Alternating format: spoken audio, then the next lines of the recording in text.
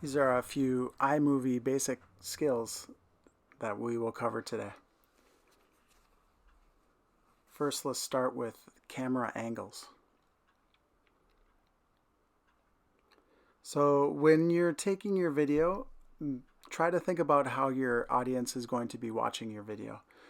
And usually your audience will be watching on a TV screen or on a computer monitor. So you'll want to move your camera or your phone into the landscape mode, which is horizontal.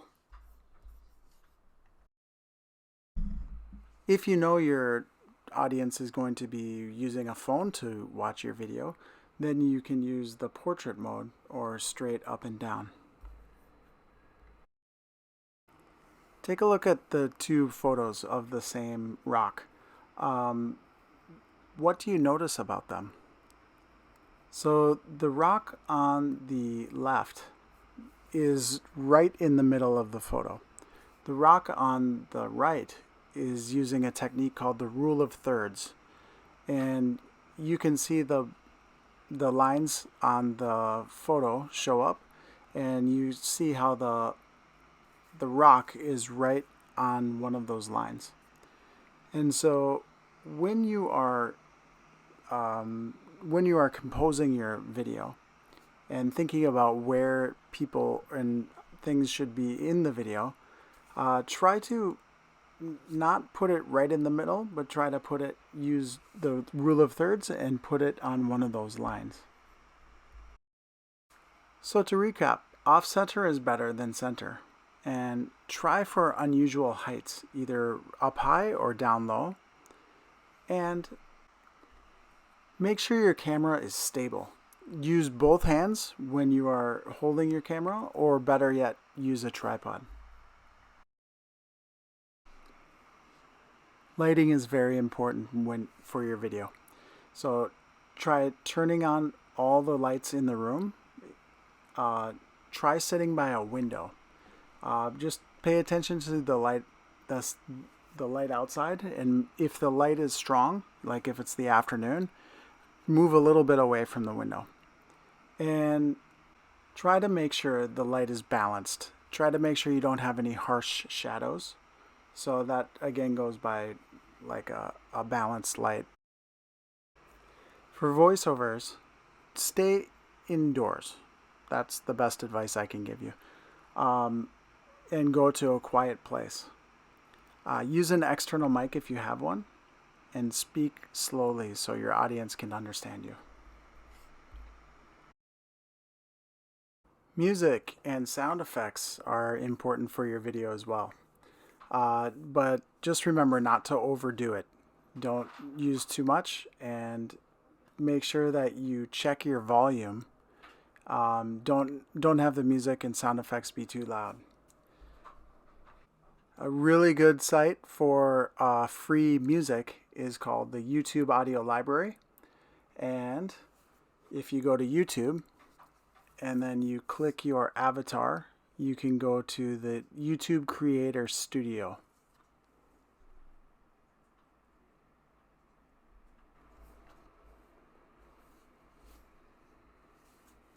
In the studio, you'll scroll down and click Audio Library. And next, you can filter your music. You can filter the music by genre, mood, duration, or attribution, if you need to attribute it or not.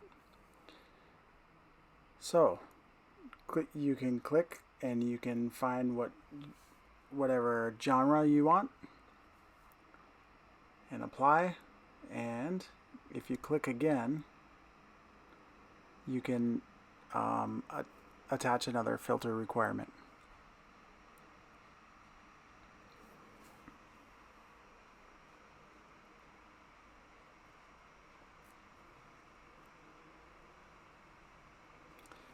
You can click the play button to preview the music, and then when you find one you like, you can go over to the right and you can click download,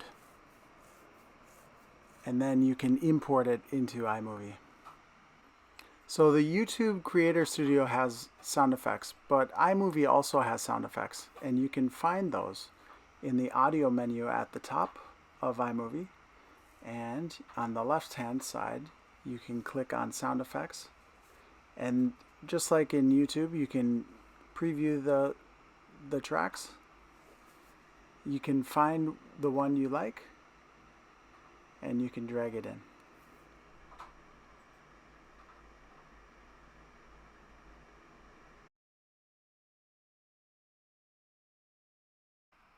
Text and captions are an important part of your video.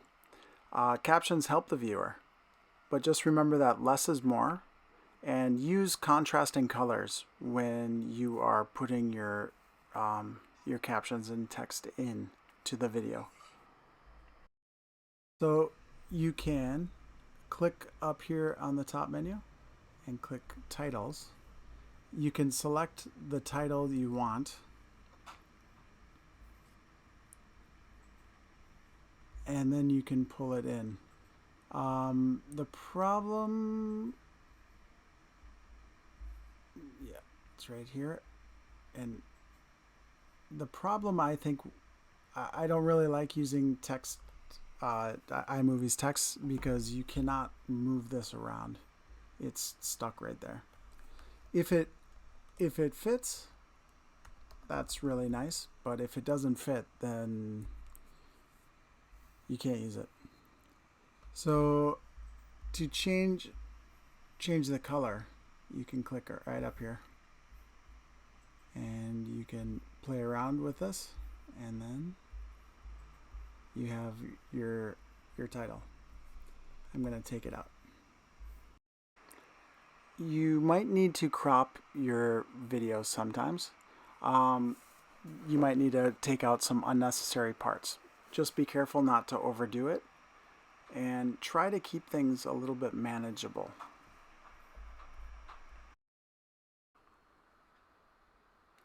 To crop a clip in iMovie, you will select your clip that you want to crop. Then you're going to select the clip icon in the upper menu. And you have three options: Fit, Crop to Fill, and Ken Burns. I usually use Fit. Crop to Fill gives you the option to make your clips a little bit smaller and give them a kind of zoom in effect.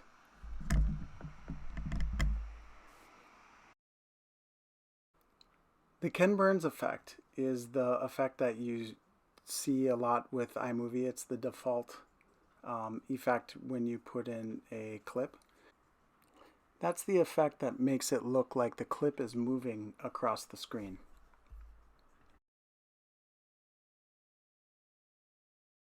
Splicing two videos is pretty easy, but I don't use iMovie for it.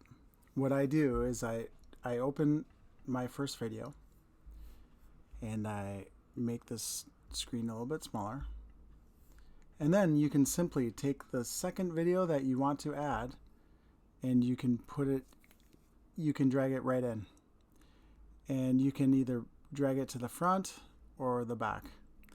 And what this does now is it makes a brand new file.